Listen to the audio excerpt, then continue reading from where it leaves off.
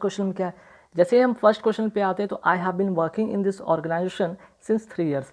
तो कहने के बाद मैं इस ऑर्गेनाइजेशन में क्या हूँ, 3 साल से काम कर रहा हूँ, ठीक है, से काम कर रहा हूँ, मैं इसके पास से लेकर, ठीक है, पास से लेकर और अभी तक ये क्या है, एक ड्यूरेशन बता रहा है। तो ऐसे कंडीशन में हम कौन सा टेंस का यूज़ करते हैं, प्रेजेंट, ठीक है, प्रेजेंट परफेक्ट कॉन्टीन्यूस टेंस का यूज़ करते हैं, प्रेजेंट परफेक्ट कॉन्टीन्यूस टेंस का यूज़ करते हैं, जिसमें कि हैव बीन लगता है, वर्ब का फोर्थ फॉर्म लगता है, ठीक है। उसके बाद आपको क्या लगता है, सिंस और फॉर लगता है, सिंस या फॉर लगता है।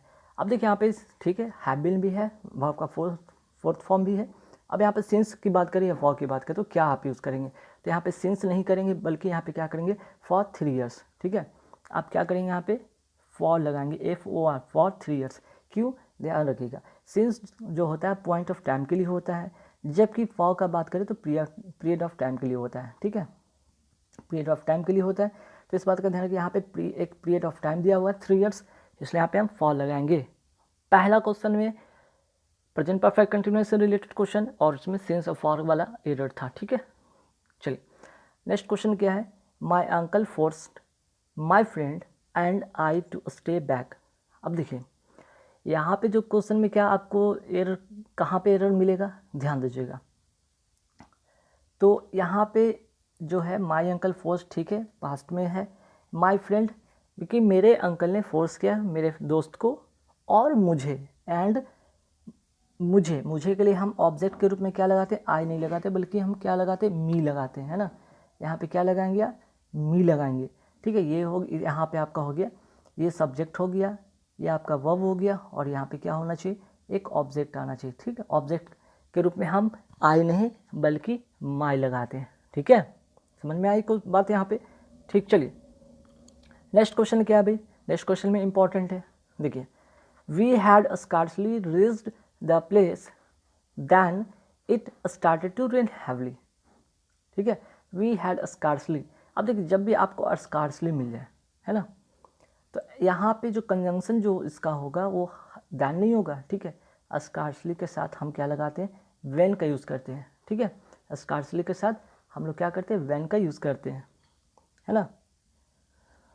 तो चलिए, एक तो आपको इस थर्ड वाले क्वेश्चन में कहाँ पे एरर मिला, कंजंक्शन के रूप में स्कार्ली के साथ हम क्या यूज़ करते हैं, वेन का यूज़ करते हैं, स्कार्ली वेन, ठीक है, ना कि हम क्या करते हैं, दैन का यूज़ करते हैं, ये बात ध्यान रखिएगा, ठीक है। और चलिए अब आगे क्वेश्चन पे बढ़ते हैं, ठीक। नेक्स्ट क्वेश्चन क्या है, the company have thousands of customers happy with its service. देखिए अब यहाँ पे ध्यान रखिए, कंपनी है, ठीक है, एक कलेक्टिव नाउन है, एक क्या है, ये कलेक्टिव नाउन है, और कलेक्टिव नाउन तो है, ठीक है। तो इसके साथ हम क्या करते हैं, वर्ब का क्या लगाते हैं, सिंगुलर फॉर्म लगाते हैं, मीन्स कि यहाँ पे हैज़ होगा, ठीक है। अच्छा अगर आपको यहाँ से भी अगर नहीं समझ में आया तो यहाँ से भी आप देख सकते थे, आगे जब पढ़ते कि the company has thousands of customers happy with its services, ठीक है, इट्स किसके लिए लगा है, इसी कंपनी के लिए लगा है, ठीक है। तो देखिए इट्स जो होता है वो अपने आप में क्या होता है, सिंगुलर वर्ब, मीन्स कि सिंगुलर सब्जेक्ट के लिए यूज़ होता है। जब कंपनी के लिए इट्स लगा और ये सिंगुलर सब्जेक्ट है तो सिंगुलर सब्जेक्ट के लिए तो सिंगुलर वर्ब का यूज़ करेंगे ना, ठीक है, ध्यान रखिएगा। चलिए नेक्स्ट क्या, they are residing in this city for the last 2 decades, ठीक है। देखिए फॉर का भी मैंने बताया था, सिंस ऑफ फॉर का यूज़ होता है पीरियड ऑफ टाइम के लिए, ठीक है, पीरियड ऑफ टाइम के लिए यूज़ होता है। तो यहाँ पे ठीक है, पीरियड ऑफ टाइम के लिए सही है कि फॉर द लास्ट 2 मंथ्स, लेकिन अभी मैंने बताया था कि ऐसे कंडीशन में जहाँ पे सिंस ऑफ फॉर का यूज़ होता है, ठीक, तो वो बनता है सेंटेंस क्या, प्रेजेंट परफेक्ट कंटिन्यूस टेंस, ठीक है। They are residing in the city for the last 2 decades, 2 दशक से वो लोग इसी शहर में रह रहे हैं, इसके पास से लेकर अभी तक, ठीक है। तो ऐसे कंडीशन में हम क्या करते हैं, आर का यूज़ नहीं करते हैं, बल्कि क्या करेंगे, दे हैव बीन होगा, ठीक है, दे के साथ हैव होता है और बीन का यूज़ करेंगे, ठीक है। They have been residing in this city for the last 2 decades, clear. चलिए अब फटाफट आते हैं हम लोग फिलर पे आते हैं, फिलर का क्वेश्चन काफ़ी इंपॉर्टेंट है, ठीक है। तो यहाँ पे फिलर का क्वेश्चन देखेंगे, पहला क्या है कि we dash respect our parents and teachers, मतलब क्या, अब देखिए रिस्पेक्ट करना है तो रिस्पेक्ट के सेंस में क्या होता है, वी के साथ हमें चाहिए के सेंस में होता है ना, हमें क्या करना है, यहाँ पे चाहिए, we should respect our parents and teacher, हमें पेरेंट्स और टीचर को रिस्पेक्ट करना चाहिए। तो चाहिए के सेंस में 2 अर्थ देता है, या तो आप इसके जगह पे शुड यूज़ कर सकते हैं, ठीक है, या फिर इसके जगह पे आउट टू करते हैं, ठीक है, दोनों का मतलब सेम ही होता है, दोनों में आपको जो होते रिस्पेक्ट के सेंस में होते, चाहिए के सेंस में होते, और टू उससे भी ज़्यादा इसमें रिस्पेक्ट का भावना दिखाया जाता है। यहाँ पे करेक्ट आंसर होगा सी। ठीक है, चलिए क्वेश्चन नंबर 7 पे आते हैं। Let us sit dash the shade of a tree for some time. अब देखिए लेट्स सिट डाउन कहाँ पे, बिलो, विदिन, इनसाइड, इन।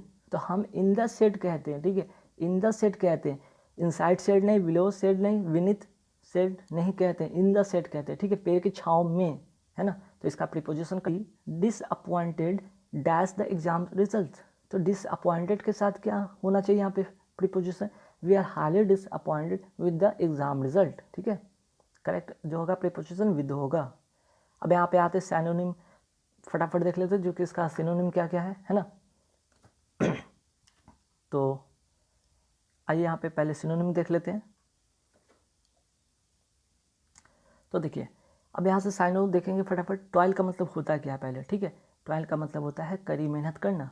ठीक है, अब तो वर्ड पावर पे आपका कमांड होना चाहिए, वर्ड पावर आपको रटने पड़ेंगे। कड़ी मेहनत करना, उसका कोई और विकल्प तो है नहीं, कड़ी मेहनत करना। ठीक है, तो यहाँ पे कड़ी मेहनत का करने का जो होगा करेक्ट आंसर होगा वर्क हार्ड होगा। ठीक है, स्पॉइल का मतलब होता है बर्बाद करना, टेल मतलब कहना बताना, टेस्ट मतलब तो पता है एग्जामिनेशन करना। ठीक है, तो यहाँ पे कड़ी मेहनत होगा इसका करेक्ट आंसर। ट्वेल्व का मतलब वर्क हार्ड, बहुत बार एग्जाम में पूछा गया तो वेरी वेरी इंपॉर्टेंट क्वेश्चन भी बन जाता है गाइस। इससे ट्वेल्व का मतलब याद है, ट्वेल्व मतलब कड़ी मेहनत करना। ठीक है, अब नेक्स्ट क्वेश्चन पे आते हैं मिमिक। मिमिक का मतलब क्या होता है, नकल करना। मिमिक का मतलब होता है मिमिक्री। आपने बहुत सारे वर्ड देखा होगा टीवी चैनल पे सीरीज में, आपको देखें मिमिक्री किसी का करते हुए, तो नकल करना होता है ना। नकल करना का मतलब क्या होता है, कॉपी करना, है ना, किसी का कॉपी करना। ठीक है, ग्रीट का मतलब अभिवादन करना, टीज मतलब छेड़ना, रिफ्रेश का मतलब होता है कि जो चीज़ फ्रेश है उसे रिफ्रेश करते हैं। चल अब क्योसेक की बात करते हैं। क्योसेक का मतलब होता क्या है, क्योसेक का मतलब यहाँ पे ध्यान रखिएगा, एक छोटी सी दुकान इसको कहते हैं। ठीक है, छोटी सी दुकान, क्योसेक का मतलब छोटी सी दुकान होता है। तो इसका जो करेक्ट आंसर होगा वो होगा शॉप होगा करेक्ट आंसर। ठीक है, अब यहाँ पे थे एंटोनिम्स।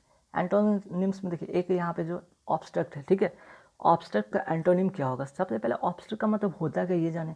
ऑब्स्ट्रक्ट का मतलब होता है अस्पष्ट भी होता है, ठीक है, या फिर बाधा भी होता है। तो इसका जो अपोजिट होगा अस्पष्ट का अपोजिट क्या होगा, स्पष्ट होना चाहिए। स्पष्ट के लिए होगा क्लियर। ठीक है, चलिए इनकरेज। इनकरेज का मतलब होता है आपको प्रोत्साहित करना।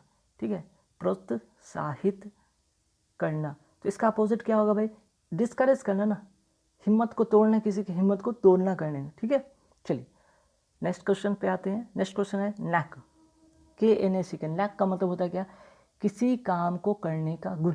ठीक है, किसी काम करने का, ये एक तरह से काम का गुण हो सकता है, किसी काम का गुण होगा। तो उसका अपोजिट क्या होगा, इनएबिलिटी। ठीक है, आपके अंदर कोई एबिलिटी नहीं है, कोई काम करने का गुण नहीं है, इनएबिलिटी इसका अपोजिट होगा। ठीक है, चलिए नेक्स्ट आते हैं अल्ट्रुइस्टिक। ठीक है, अल्ट्रुइस्टिक ये काफ़ी इंपॉर्टेंट, वेरी वेरी इंपॉर्टेंट है, कई बार एग्जाम में पूछे गए हैं। ठीक है, इसका मतलब होता है कि परोपकारी। ठीक है, परोपकारी। परोपकारी का मतलब होता है दूसरों पर उपकार करना। उपकार करने वाले ऐसे व्यक्ति को हम लोग परोपकारी कहते हैं, और जो दूसरों पे उपकार ना करे, सिर्फ खुद के बारे में सोचे, उसको कहते हैं सेल्फिश, अपोजिट। ठीक है, चलिए नेक्स्ट क्वेश्चन पे आते हैं इनहेल। इनहेल का मतलब क्या होता है, सांस लेना। तो अपोजिट क्या होगा, सांस छोड़ना, एक्सेल, सांस छोड़ना। ठीक है, ये तो साइंस का टर्म है। ठीक है, साइंस में आपने पढ़ा होगा इनहेल और एक्सेल। ठीक है, चलिए अब यहाँ से फटाफट आते हैं सेंटेंस जो यहाँ पे अंडरलाइन किया गया, उसका इडियम फ्रेज बताना है आपको। क्लियर, ही promised to look into the matter. Look into का मतलब होता है जांच करना, है ना, लुक इनटू का मतलब होता है जांच करना। तो जांच करने का जो यहाँ पे जो करेक्ट होगा इसका इडियम, इसका जो होगा वो होगा टू इन्वेस्टिगेट करना। ठीक है, टू इन्वेस्टिगेट करना। क्लियर, चलिए नेक्स्ट क्वेश्चन क्या है, it is bad to try to fish in trouble waters. इसका मतलब क्या होगा, अब फिश से रिलेटेड तो फिश तो होगा नहीं, फिश इन हॉट वाटर मैंने सिखाया भी, इसका ट्रिक ये होता नहीं है। कैच फिश ये भी नहीं होगा। Make profit out of disturbance या go to fishing and cause trouble. तो देखिए जब भी एक वर्ड इसमें इडियम का दिया जाता है उससे रिलेटेड इसका ऑप्शन कभी नहीं होगा। ठीक है, तो तीनों एलिमिनेट हो गए। आपका आंसर जो होगा करेक्ट वो होगा डी नंबर ऑफ आंसर होगा। ठीक है, डी नंबर इसका आंसर होगा।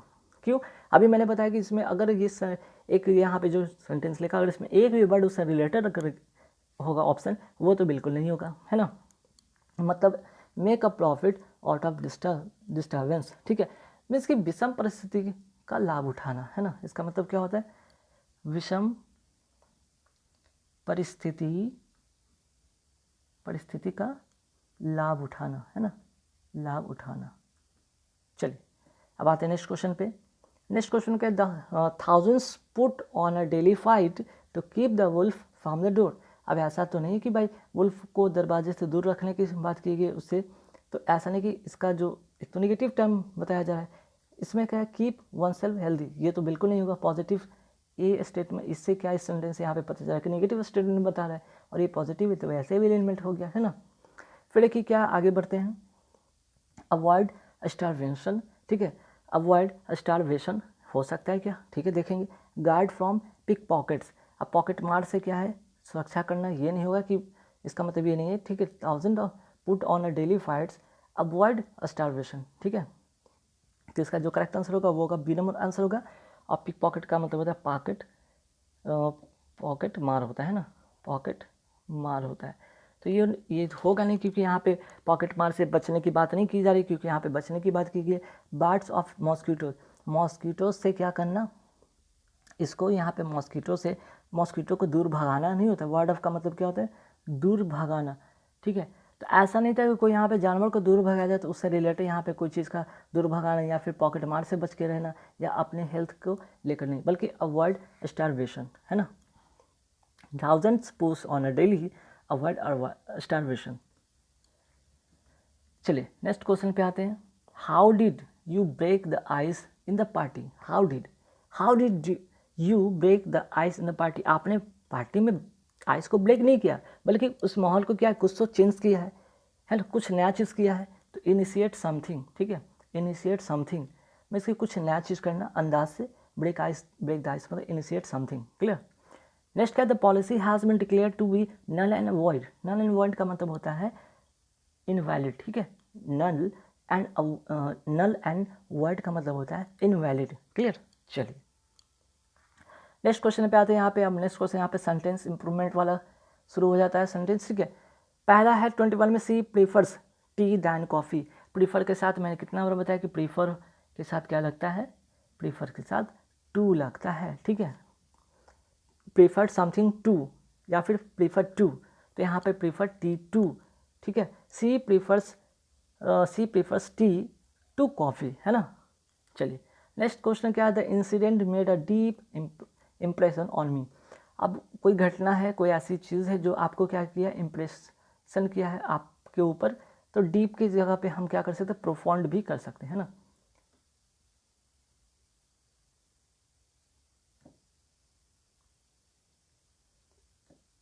यहाँ पे क्या करेंगे, प्रोफाउंड करेंगे, ठीक है। यहाँ पे क्या करेंगे, प्रोफाउंड करेंगे, ठीक है। डीप का मतलब गहरा, तो उसी से रिलेटेड अगर यहाँ पे सही अगर वर्ड डालेंगे तो प्रोफाउंड सही होगा, ठीक है।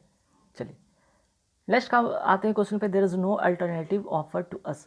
अल्टरनेट का मतलब है तो आपके पास कुछ और दूसरा चॉइस नहीं है, ठीक है। अल्टरनेट का मतलब होता है चॉइस, क्लियर। चलिए अब आते हैं 24 पे, there is no escape in the container for the water to flow. तो एस्केप का मतलब यहाँ पे क्या हो, आउटलेट, कोई भी ऐसा कंटेनर में आउटलेट नहीं है जिससे कि पानी क्या हो, बह जाए, ठीक है। ऐसा कोई भी कंटेनर जिससे पानी बह जाए। इनलेट का मतलब होता है पानी इसमें डालना, ठीक है, और आउटलेट मतलब जो पानी से बह जाए। तो इसका एस्केप का मतलब यहाँ पे सेंस करने का मतलब आउटलेट होगा, ठीक। चलिए नेक्स्ट क्या है, the problem was so complicated to be solve in a day, ठीक है। अब देखिए यहाँ पे the problem was complicated to, यहाँ पे टू दिख रहा है और यहाँ पे सो, तो सो के साथ दैट का कॉम्बिनेशन होता है, सो कॉम्प्लिकेटेड दैट, तो दैट होता है तो नॉट वाला सेंस होता है, यहाँ तो नॉट है नहीं तो ये तो होगा नहीं, बल्कि यहाँ पे टू वाला सेंस होगा, ठीक है। To complicated to be solve in, है ना। यहाँ पे सो काटेंगे और यहाँ पे टू का यहाँ पे यूज़ करेंगे, है ना। इसका स्ट्रक्चर पता है आपको कि टू होता है और क्या होता है, two plus adjective plus verb का फॉर्म होता है ना, टू प्लस वर्ब का फॉर्म होता है, फर्स्ट फॉर्म। अब यहाँ पे पास्ट में चीज़ें हैं तो आप इसको पास्ट में कर लीजिए कन्वर्ट, क्लियर। तो गाइस यहाँ पे कैसे लगी वीडियो, यहाँ पे कुल 25 क्वेश्चन थे, है ना, कुल यहाँ पे 25 क्वेश्चन